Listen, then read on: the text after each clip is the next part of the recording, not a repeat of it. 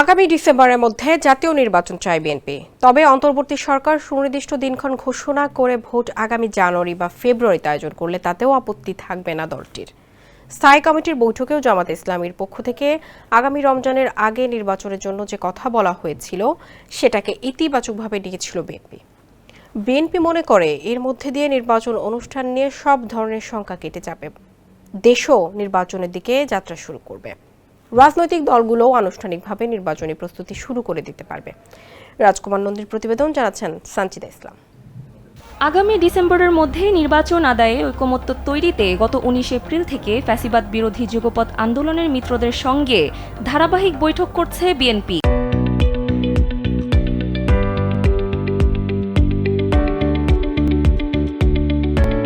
এ ইস্যুতে ঐকমত্য তৈরির মাধ্যমে সরকারের ওপর চাপ অব্যাহত রাখবে দলটি।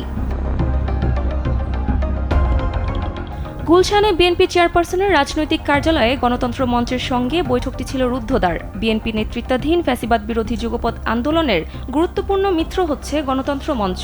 ৬ দলীয় এ জোটের বক্তব্য বরাবরই গুরুত্বের সঙ্গে নেয় বিএনপি।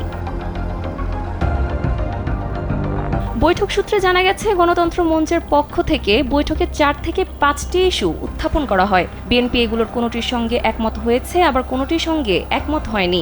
সার্বিকভাবে গণতন্ত্র মঞ্চের তরফ থেকে আগামী দিনে বিএনপির করণীয় কি সেটা নিয়ে সুনির্দিষ্ট প্রস্তাব দেওয়া হয়েছে।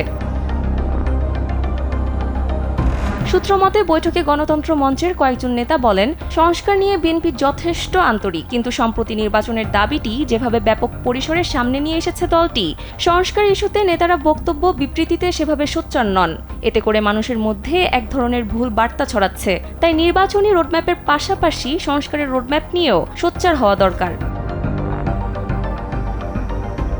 এছাড়া বৈঠকে সংস্কার ইস্যুতে গণতন্ত্র মঞ্চের তরফ থেকে আরও বলা হয়, সংস্কার নিয়ে বিএনপি নেতারা এক এক সময় এক এক ধরনের বক্তব্য দিচ্ছেন, যা জনমনে বিভ্রান্তি তৈরি করছে। বিষয়টি বিএনপির বিবেচনায় নেওয়া উচিত, যেন সংস্কারের বিষয়ে বিএনপির আন্তরিকতা নিয়ে কোনো ধরনের বিভ্রান্তি তৈরি না হয়। সানজিদা ইসলাম, কালবেলা।